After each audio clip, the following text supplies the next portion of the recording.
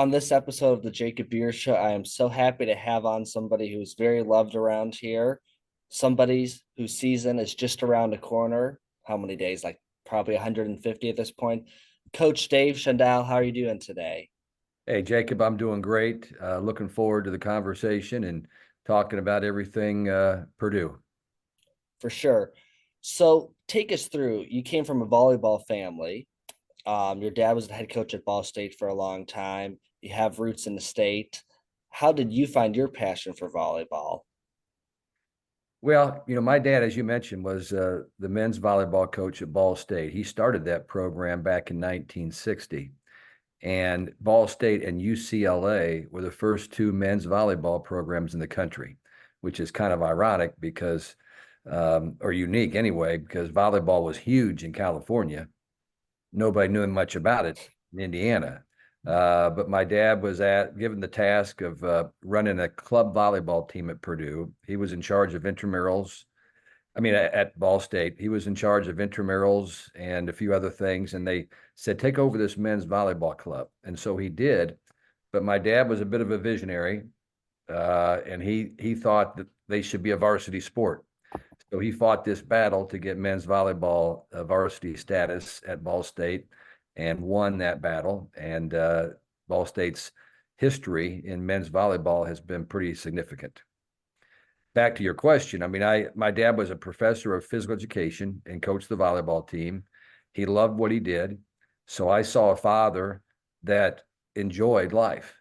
And so when you see that growing up, it seems like the right fit to continue to do something. When you see somebody that really loves what they do and every day is enjoyable. And then I had an older brother, Steve, that was 3 years older. That was a tremendous athlete in high school, went on to play for my dad at Ball State. He went to coach at Muncie Burris. He was a phys ed teacher and coach at Muncie Burris, and is the winningest coach in the history of Indiana high school sports at Burris. I think they won 22, 23 state championships while he was there. So two people in my life were these just incredible examples of being successful and enjoying and educating others and trying to give back to, some of the things that they've been given in their lifetime. Interesting. And of course, for you, you've coached at so many different levels. Before we get into Purdue, you coached high school. What was it kind of like coaching high school compared to college today, if you don't mind me starting with that question? You know, I it really wasn't that different. My last high school job was at Muncie Central, and we kind of ran Muncie Central like a college program. We were training a lot, lifting weights a lot. We were raising funds so we could have all the um, uniforms, and we would charter bus instead of taking the regular buses. We wanted to be different. We wanted all the athletes growing up in Muncie to want to play volleyball as opposed to maybe some other sports. And so we did things, and we scouted people a lot, and it was a pretty in-depth high school program. And then in the meantime, I was the assistant director or co-director to the Munciana Volleyball Club, which was one of the best volleyball clubs in America. And so I was doing that as well. Um, and so really, when I came to Purdue, certainly the ceiling was raised for me. I had a lot more on my plate, and the pressure was certainly higher. But it was never like I felt like I couldn't do what I was asked to do. And I will be forever indebted to Morgan Burke, the athletic director who hired me, to offer somebody from high school the chance to come and coach in the Big Ten. And I'm thankful that 21 years later, it's worked pretty well. And I'm confident enough to think that our best years are still ahead of us. I like hearing that as somebody who goes to Purdue. Yeah. Um, so for you, what would you say? Do you have a favorite position yourself in the sport? Of course, growing up from the background, I was a right hitter when I played for a year in high school. Do you have a favorite position yourself? Well, I'm about 5'11", and so 5'11" wasn't that small back in the day on the volleyball floor. Now 5'11" in the front row in men's volleyball, you would be completely taken advantage of. Not that it didn't happen a few times back in the 70s when I was playing at Ball State, but I was a setter. Most of the sports I played, I was kind of in the floor general position. I was a point guard at Muncie Northside High School in basketball. When I did play football through my sophomore year, I was a quarterback and safety. When I played baseball, I played a lot of shortstop and second base. So I was always kind of in the middle of a lot of the action and decision making, which I think lends itself to becoming a coach and a teacher and somebody that's trying to help other people understand, how things need to operate. So, but yeah, I was a setter, which means you're calling a lot of the plays and kind of running the show. And my older brother was a setter. My younger brother was a setter. So, it was kind of a family tradition. Wow. And now getting back to Purdue, I just had to ask that question. Sure. What is the hardest away venue to play at in the Big Ten, in your opinion? I got to think it's Nebraska, from what I see on TV, but maybe you have a different perspective on that. Well, difficulty of venues has a lot to do with the strength of the opponent. So, when you go to places like Nebraska, Wisconsin, Penn State, Minnesota, who in the last 10 to 15 years have been the four strongest teams aside from Purdue in the Big Ten, those places are tough to win. We probably have had less success at Minnesota in a place called the Pavilion, which is right next to the barn. Okay, so the basketball is played in a place called the Barn at Minnesota. Then connected to that, just I think it's north of there, is the Pavilion. They call it the Pav. And we've only won there a couple of times in probably 16 attempts. And so that was a tough place for us to play. They always have about 5,000 in there, and they always have great teams.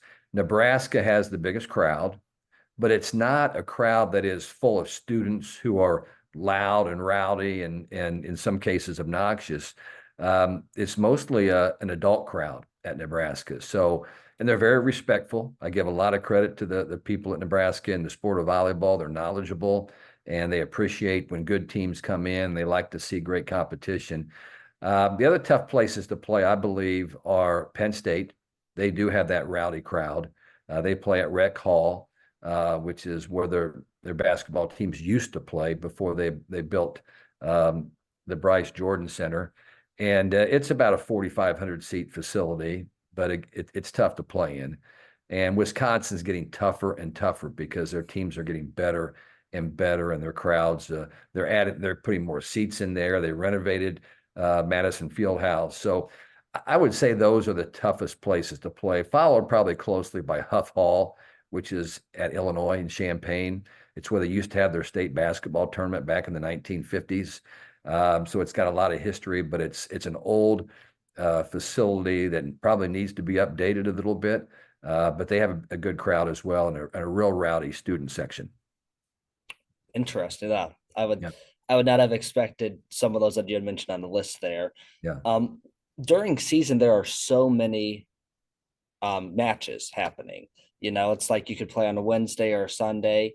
Uh-huh. What's it like once you're in season there? How do you, when you're on a stride in a big winning streak, compared to, when you're on maybe a couple down games, what is it like from a coach's perspective in that moment to have to get your team on course to either keep winning or coming back from a hard loss when the next match is right around the corner? What's that like from your Yeah. coaching perspective? The easy answer to that is that every match is unique and on its own. And if you put too much emphasis on what has just happened, um, it's going to impact how you play the next match. So you like to try to close the book on what's just happened and move forward. Certainly, you like the momentum. If you're playing well and you're beating people, you want to use that to your advantage. It used to be that the Big Ten would play Friday and Saturday, so you'd play back to back. And that was a challenge because you'd have very little time to prepare for your second opponent. You might be on the road, you might play Michigan on Friday, and you would either win or lose that match. You get in a bus and you drive to East Lansing and you're playing Michigan State. How do you prepare in that short amount of time for a Big Ten opponent? It was really difficult. Well, now with the Big Ten network dictating a lot of playing times, last year I bet we only played back-to-back nights maybe 3 times during the Big Ten season, and 7 times we had more time in between. I think it's only fair for our female athletes that are playing volleyball to have the same amount of time in between that Matt Painter's team has playing basketball. I mean, I know that basketball is a tough game. You're running up and down the floor and everything else, but Eva Hudson's going to jump probably 150 times in a match in the sport of volleyball, especially if it's a 5-set match. So it's really important that I think that we get some of that rest in between as well. Not only does that allow your bodies to recover, but it gives you more time to prepare your team, strategically for the next opponent, and gives them emotional time to recover as well. So it's hard. It's really hard in the Big Ten. I know that when you lose a match in the Big Ten to somebody, you really start to second guess, your abilities as a team, and are you going to be able to win the next match or not? And if you're playing right away, it doesn't give you that ample time to kind of recover and gain some composure and confidence. So I'm a big fan of having at least one day in between, playing either a Friday, Sunday, or a Thursday, Saturday, or a Wednesday, Saturday is kind of what I prefer. Well, take there. Appreciate you sharing that. Maybe Yeah. the NCAA president will hear that. But that would start with the Big Ten, because that's kind of how the Big Ten, and again, and on their behalf, they have given us more opportunities where we are getting time in between. And even in the NCAA tournament, that the first and second rounds and the regionals used to all be back-to-back nights. Now the finals, the championship weekend would be a day in between. Now the regional has a day in between, which is nice. And they're talking about trying to move the first and second round matches to have a day in between too. It's just silly that you would put all that time and effort and focus and training into playing. You get in the NCAA tournament and you got to play back-to-back nights and not have all that time to prepare your squad.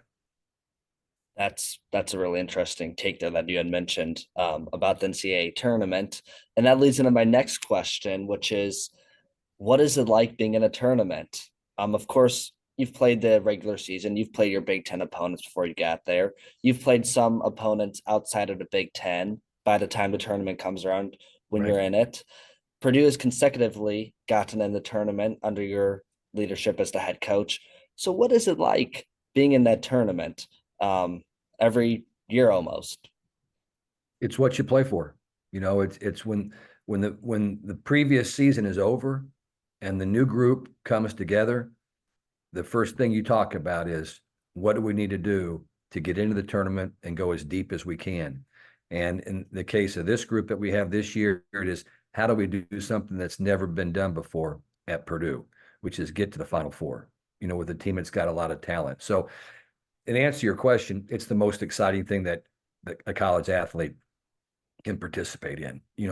When that name is called on, we happen to be talking on the same day as the NCAA draw will come out for men's basketball and women's basketball soon afterwards. And there's nothing more exciting than to see your name on that line. And I can go back to my second year that I was here. When we came to Purdue, our coaching staff came in together. The first year we made a lot of progress because they had been down. They had not been winning here at Purdue. We did not make the tournament the first year, and we knew it was going to be a project. But the second year, we were considered to be on the bubble. And of course, if you haven't been in the tournament for a long, long time, you're not very optimistic that your name's going to be called. But the show was on, it wasn't on TV, but it was at that point in time on the internet. And so we were watching it, and they were going each sub-regional at a time. And there were 16 sub-regionals with 4 teams. They went through 15. Our name was not called. They got to Colorado State, and they said Hawaii will be playing whoever they're going to play. And in the final match, Colorado State, number 13 in the country, will host Purdue. And we had all the players at my house, and I fell out of my chair. I was just so excited that in the second year, we had turned this program to a point where we got a chance to go to the NCAA tournament. And that's just how exciting it is. And we actually went out and we played Colorado State. There are a lot of people, just like on today's show, March Madness, there'll be a lot of critics saying, well, they shouldn't get in and they shouldn't get in. They were saying Purdue shouldn't be in the NCAA tournament. Well, we went to Colorado State, who was ranked 13th in the And country, beat them. and beat them. Okay. And then we played Hawaii, who was undefeated, and we gave them a good match. So I think that that was when Purdue volleyball recovered and became relevant again in the world of volleyball, was back in 2004. And then the year after that, of course, you went 25-9 and went to a regional semifinal, which was even more improvement. Yeah, to go to the Sweet 16 for the first time in probably 20 years for Purdue was really, really neat. And then it was 2010, as you probably have done the research, that we finally broke down the door and got to the Elite Eight, and we beat Florida, who was ranked #1 in the country, in Gregory Gym down at University of Texas, and had a chance to then, of course, if you win that semifinal, you're playing for a chance to go to the Final Four. And we've done that 4 times, Jacob, and we have not gotten that win yet. And so it takes a This lot of, year, yeah, well, we're hoping it's this year. It takes a lot of unique characters and a lot of things to go your way to get there, but we're hoping that good things are still to come. for sure. And a couple other questions I have. What does Mhm. it mean to you for the fan base? The fan base is just, it's incredible. When I got here, my Mhm. freshman year, even in football, the football team had a little bit of a down year this year with new coaching changes. Yeah, We still sold out 60,000 out of 63,000 seats for yeah, a team that won 4-8, and that was football. Volleyball, I couldn't get a ticket to because they were always sold out. It's on my bucket list this year. yeah. What does it mean to you to have such a good fan base around here? It's it's just unbelievable, to be honest with you. It's so remarkable and a credit to the loyalty of Purdue's fan base, their alumni, their students, that they're so involved in what's going on at Purdue. They believe black and gold. They love Purdue. And as you mentioned, football team has not been great. Jeff Brom had a couple of pretty good teams with some fun players to watch, but they weren't great. There's no way they would be considered great. And this year, a new coach comes in, and everybody knows things are going to be a little shaky, and the students pour into Ross-Ade Stadium, the fans, the local community, and it's like you're watching a top 10 team with that environment over there. Same thing. There's no environment better in college basketball than Mackey Arena watching our men play. There's nothing better than that. And that's one of the reasons we're hoping that next year, and this hasn't been released and it's not official yet, is that our volleyball team is going to get into Mackey. We have so many fans that can't watch us play because Holloway Gym, where we play, Jacob, as you know, only holds about 2,500, and that they're sold out. I mean, once the tickets will go to the student section, the block party, they get theirs, and then the season ticket people, we're sold out. So you can't get a ticket. People want to come watch us play. With the players we've got, the Raven Colvins, the Eva Hudsons, the Chloe Chacoin, the Lourdes Myers, Taylor Anderson, um, all those people, Allie Horning, that are just elite, high level players, all American players. People want to watch him play, and so we're going to try to get 3, 4, 5 matches in Mackey and see if we can't get 10 to 14,000 people to come in and watch some big matches in Mackey Arena this year. Which would be huge. I mean, you look at what Nebraska had filling Lincoln Stadium, 92,000 people. So Yeah, I really yeah, hope you're able to get that. And then kind of the last thing I wanted to kind of close on is what would your advice be to somebody who is maybe younger? I have listeners who are sometimes freshmen, sophomores in high school. What yeah, would your advice be to them if they want to pursue volleyball in an intramural way, or if they want to try to get on a varsity squad and yeah. really take it seriously? What advice would you have to somebody who just wants to pick up a Well, volleyball and have here's fun? here's the good news is that women's volleyball right now, girls volleyball is the most popular sport in the country for girls. I mean, it's the more young girls are playing volleyball than any other sport right now. So that makes it a little harder, but there's opportunities there to play. For boys, the IHSAA, that's the Indiana High School Athletic Association, has just adopted um, volleyball for boys. For all these years, boys couldn't play on a varsity sport that had an IHSAA state tournament. A lot of schools had volleyball. When I say a lot, I'm saying maybe 45 or 50. Now they have the opportunity to get a letter jacket, to do all the things that they've watched other athletes, get for many, many years. And I think right now the count is up to about 150 schools in Indiana that have volleyball for boys, and it's officially sanctioned. So I think that's neat, but I just think they have to investigate it.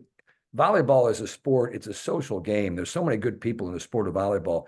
They want to help people like when you were in high school and these young men that are in high school, they want to give them opportunities to play. They're looking to field teams. So I think they just got to do their homework and find out, do we have a team? And if we don't have a team, how do we get one? Because it's growing fast. Boys volleyball is the fastest growing sport in America right now. So it's a great time, for our sport, and it's an exciting time. And I think sometimes you have to be the person that starts the program. Maybe there isn't a program at your school. Like right now, I know Central Catholic doesn't have a volleyball program. A lot of guys are wanting to play, but how are they going to, break down the walls to make sure that they get the opportunity to play volleyball like they are at Harrison High School here in this community, and McCutcheon High School, and Lafayette Jeff High School, and some other places. Okay, it's just sometimes somebody's got to make it happen, and it can be a freshman or sophomore at one of those high schools that can create something pretty unique. For sure. And one last thing I just want to kind of slide in Yeah. is, of course, being at Muncie when you were a coach, you probably recall playing New Palestine. Uh-huh. Do you have any memory that stuck out to you? You beat us, by the way, I can say that. Well, we won a lot of matches at Muncie Central. We had some really, really good talent there. And the funny thing is, one of New Pal's community's best players was a girl named Danita Merlau, who ended up going to Cathedral High School, where she was the number one player in the state. And she came to Purdue and was in one of my first classes. And I think it was a class of 2005. And she was a 6'4" player who actually lived in your community, but went to Cathedral High School. So that's one thing I do remember about your community. For sure. Well, I appreciate it. And one other thing about the men's volleyball in the state is I recall junior year, this was 2022 spring. There was about 65 kids that came out the tryouts. They had to make cuts for some seniors. Wow. To even, be able to have a team that wasn't too big. And they had 15 people on the roster. The next year she cut it down to 12. But that just shows you how big of a growing sport it is, like you mentioned. Yeah, no, it's a great time for the sport. We have now 3 pro leagues that are making a go of it here in America. It used to be our female athletes, our women had to go to Europe or Asia or Puerto Rico or Russia, different places if they wanted to play professionally. Now, America, we have 4 players right now playing in what's called the Pro Volleyball Federation, 4 alumni of Purdue. So they're right here in America. One plays on a team from Orlando, one's in Las Vegas, another one is in Atlanta, and one is in Grand Rapids. So they're getting a chance to stay right here in their own home, in their home country, and play. We also have probably 7 or 8 that are over in Europe making significant amount of cash. Yeah, it's just a great time for our sport, and I just hope that it will continue and that people will appreciate what we have in the sport of volleyball. For sure. Well, Coach, I appreciate you coming on the Jacob Beer Show today, and let's hope that this is the year that the Final Four happens. Yeah, I just think it's awesome what you're doing, Jacob, to be such an entrepreneur, and to go out and get some of the big names that you've gotten on your show at your age, just tells you where you're going to go in your life. So it'll be fun following your success, and hopefully we'll run into each other in Holloway or Mackey or Ross-Ade Stadium or somewhere else in the next few years. Okay. For sure. Thank you so much. Okay. Boiler up.